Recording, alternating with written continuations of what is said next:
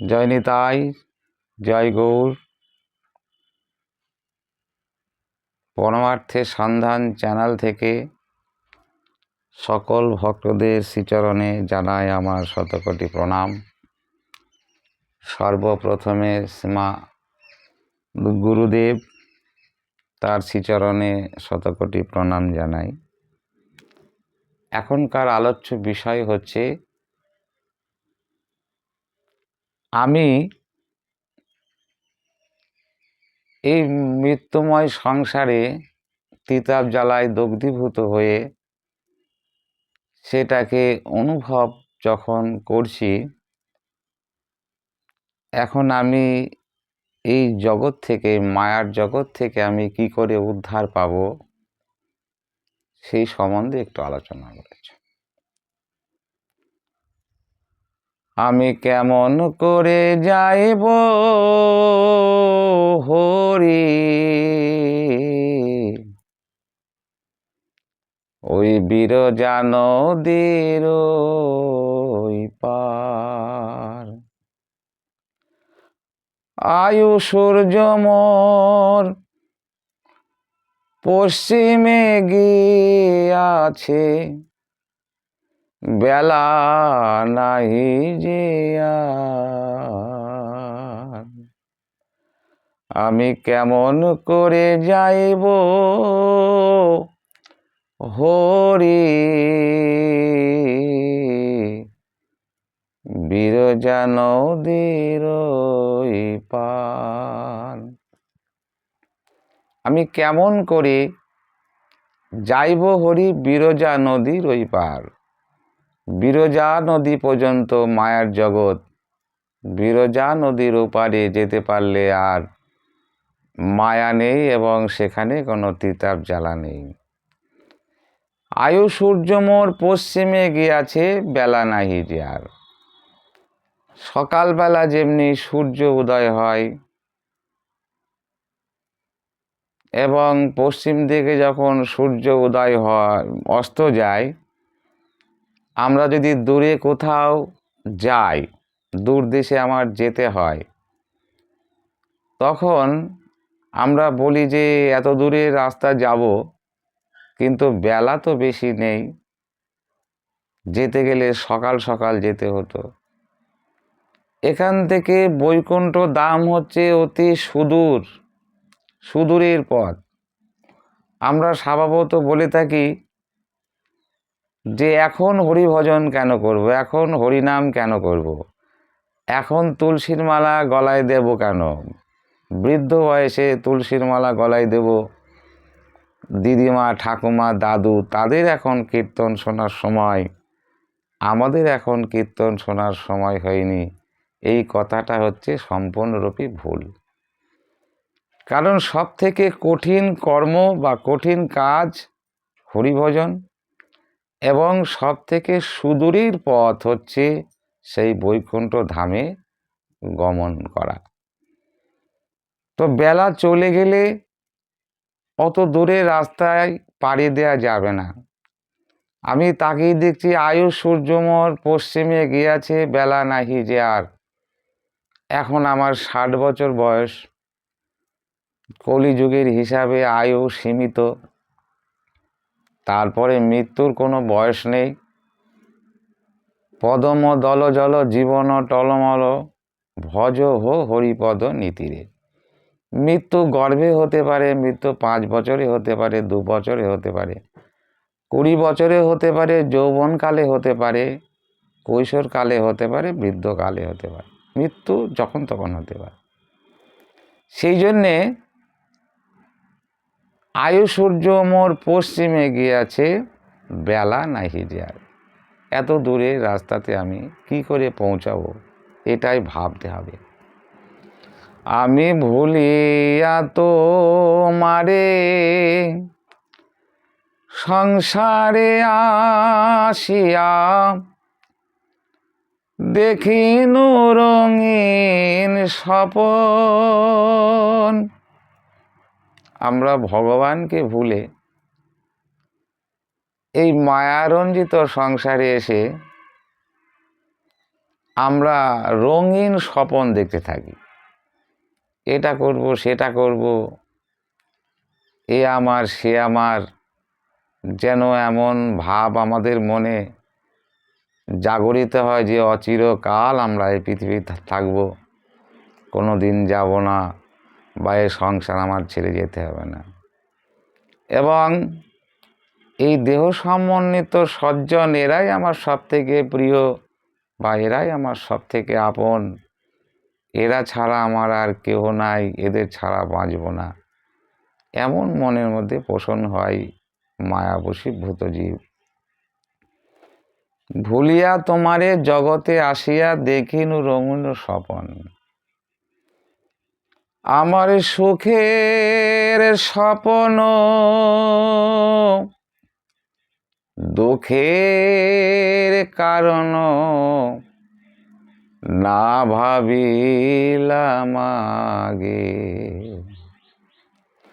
আমার স্বপন ভাঙিল দুঃখেতে ঘেরিল, এখন কে বাঁচাবে মোরে। স্বপ্ন যখন দেখছি তখন খুব ভালো লাগছে, সুখের স্বপন। স্বপ্ন দেখছি আমি রাজা, আমি মন্ত্রী, আমি জমিদার, আমি দেবতা, হ্যাঁ, কিন্তু যখন স্বপ্ন ভেঙে যায় তখন দেখছি কিছুই নয়, আমি যা তাই। সুখের স্বপন একদিন দুঃখের কারণ হবে। স্বপ্ন যখন ভাঙলো তখন এই সুখের স্বপনও দুঃখের কারণ হয়ে গেল। কারণ এই জগৎটা হচ্ছে স্বার্থময় জগৎ। এই জগতের যে সজ্জন তারা স্বার্থ নিয়ে চলে। যতদিন স্বার্থ থাকবে ততদিন আমাকে ভালোবাসবে, যখন স্বার্থ থাকবে না ভালোবাসবে না। একটা গাভী যখন দুধ দেয় তখন তার যত্ন বেশি হয়, খাওয়ার বেশি দেয়, 3 বার চান করানো, কিন্তু গাভী যখন আর দুগ্ধ দিতে পারে না তখন গাভীকে আর অত যত্ন করে না, তখন গাভীকে একটা খরিদ্দার দিকে বিক্রি করে দেয়। ঠিক তদনুরূপ যতদিন পর্যন্ত আমরা সংসারের মানুষকে বা সজ্জনকে পালপোষ করতে পারবো এবং শ্রম করে অর্থ রোজগার করে দিতে পারবো, ততদিন আমাকে ভালোবাসবে। তার ফলে যখন আমার কাছ থেকে তাদের আর কোনো লাভ পাবে না তখন আমাদেরকে পর করে দেবে। আমরা এখন প্রায়শ দেখতে পাই বৃদ্ধ পিতামাতা তাদেরকে সংসার থেকে বিতাড়িত করে বৃদ্ধাশ্রমে রেখে আসছে। ঠিক এই রকম জগৎ সংসারটা সুখের স্বপন দুঃখের কারণ না ভাবিলাম আগে, স্বপন ভাঙিল দুঃখেতে ঘিরিল কে বাঁচাবে মোরে। ঠিক সেই সময় যখন এই জগৎ সংসার আমাকে পরিত্যাগ করে দেবে, অবহেলিত হয়ে যাব এবং অশ্রদ্ধা করবে, যাতনা দেবে, তখনকার সেই কষ্টটা বুকে নিয়ে হাই হাই কি করেছি আমি এতদিন, এদের জন্যে আমার জীবনটাকে অতিবাহিত করে দিয়েছি, তখনকার মনোভাবটা কেমন হবে? আমি কাঁদিতে কাঁদিতে ভ্রমিতে ছিলাম, এ ঘোর সংসার মাঝে। কাঁদিতে কাঁদিতে ভ্রমিতে ছিলাম এ ঘোর সংসার মাঝে। কেউ আমাকে সহায়তা করেনি, কেউ আমাকে স্নেহ দেয়নি, ভালোবাসা দেয়নি। দাগি দিয়া কয় বৈষ্ণব ঠাকুর আইসো আমার কাছে। কে আমার শহীদ? বৈষ্ণব ঠাকুর, পতিত পাবন। পতিতকে উদ্ধার করার জন্যে যেমনি ভগবান আসেন, পতিতকে উদ্ধার করার জন্যে ভগবানের ভক্ত তারা আসেন এই পৃথিবীতে। ডাক দিয়া কয় বৈষ্ণব ঠাকুরও আইসো আমারও কাছে। বৈষ্ণব ঠাকুর ডেকে বললেন, কি হয়েছে তোমার? হাই হুতাশ কেন করছো? কান্না করছো কেন? এত দুঃখ কিসের? কোনো দুঃখ নেই। আমার পতিত পাবন গৌর হরির আমালে তোমার কোনো দুঃখ নেই। নদিয়া নগরে আসিয়াছেন হরি, শচী মায়ের ঘরে। তুমি তার কাছে যাও, হরির নাম গাও, দুঃখ দূরেতে যাবে।